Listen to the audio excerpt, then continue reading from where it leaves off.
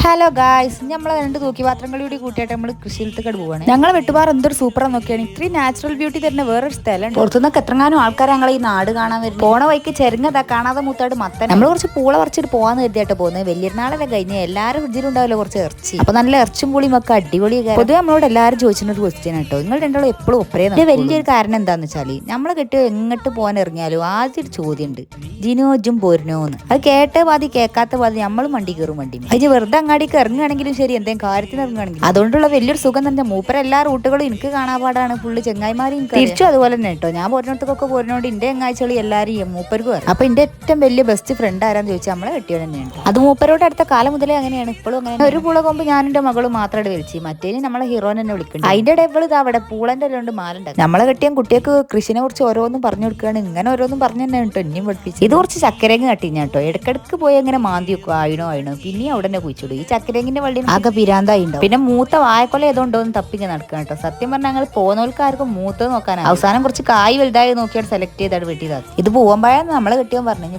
പൂവനാണോ മൈസൂരാണോ നോക്കാൻ നമുക്കും അറിയാം. നമ്മളെ വെട്ടൊക്കെ എടുത്തേ കൈ ഉണ്ട് കേട്ടോ. നമുക്ക് വലിയ ബുദ്ധിമുട്ടൊന്നുമില്ല, കാണുന്നവർക്ക് ഭയങ്കര. അതിന്റെ നമ്മളെ കെട്ടിയോ വായകളൊക്കെ നടന്നൊന്ന് പരിപാലിക്കണ്ടേ. നമ്മളെ വായകൾക്ക് എടുക്കാൻ വായന്റെ അടുത്തോടെ ഒന്ന് പോകണം, എന്നാലും ഐറ്റങ്ങൾക്ക് അതിനോട് നോക്കണ്ടെന്ന് തോന്നലുണ്ടാവുള്ളൂ. അപ്പോഴേറ്റൊക്കെ വളരാനൊരു ഉഷാറുണ്ടാവുള്ളൂ. ഇവിടെ ചെരങ്ങ വലുതായി മത്തനായ കുറേ ഉണ്ട് കേട്ടോ. അപ്പൊ ഇതാണ് കേട്ടോ നമ്മൾ ഇന്ന് സെലക്ട് ചെയ്ത വായക്കൊല.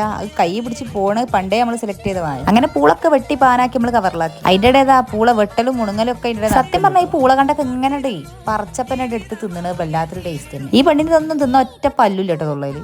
കഷ്ടപ്പെട്ടതാണ് പറയണേ, എനിക്ക് അത്രയും പല്ലില്ല ഉള്ളത്. പിന്നെ വായന്റെ കൊല നമ്മള് കൈ പിടിച്ചാൻ വേണ്ടിയിട്ട് നമുക്ക് ഒരു ഐഡിയ ഉണ്ടാക്കി തന്നാട്ടെ നമ്മള് മൂപ്പർക്ക് പിന്നെ ഐഡിയക്ക് ഒരു കുറവ്. അങ്ങനെ ഞാൻ എന്റെ മകളോടി വായക്കൊല കൈ പിടിച്ചിട്ട് പോയി. മൂപ്പര് പൂള കവറും കൈ പിടിച്ചു. 2 സെന്റിമീറ്റർ നടന്നപ്പോൾ ഞങ്ങളെ കൊടുത്താക്ക് വിട്ടിട്ടോ. രണ്ടും ഇങ്ങോട്ട് നമുക്ക് ഈ കൃഷി ഉണ്ടാക്കാനും അത് വിളവെടുക്കാനൊന്നും വലിയ ബുദ്ധിമുട്ടില്ല. അതിനായിട്ട് വലിയ പ്രശ്നം ഇത് ഓരിക്കാന്നുള്ള. ഇത് പെരക്കെത്തുമ്പോൾ തന്നെ ഏകദേശം ഒക്കെ തീരുട്ടോ. അതിന്റെ ബാക്കി പെര എത്തിയിട്ട് ഒരു പോണ വൈക്ക് കുറച്ച് കുട്ടികൾ കളിച്ചിട്ടുണ്ട്. അപ്പൊ ആ കുട്ടികളെ കളിക്കാട് കൂടി നമ്മളെ കെട്ടിയവന് പിന്നെ കുട്ടികളെ മനസ്സിലായി വായക്കൊല കൊണ്ടുവന്നിട്ട് നമ്മളെ കെട്ടി നോക്കിയിട്ട് അപ്പൊ ഒരിച്ചിട്ട് കാര്യം. സത്യം പറഞ്ഞാൽ എപ്പോഴും എന്റെ മാപ്പിളയായിട്ട് കൊല വെട്ടല്, അതുകൊണ്ട് തന്നെ കൊല പോക്കല്ലേ. ഈ പ്രാവശ്യം ഞാനാ വെട്ടി, അതുകൊണ്ട് നമ്മളെ കൊല ഞാൻ എല്ലാവർക്കും ഒരിച്ചു കൊടുക്കട്ടെ. അപ്പൊ ഓക്കെ, ബൈ.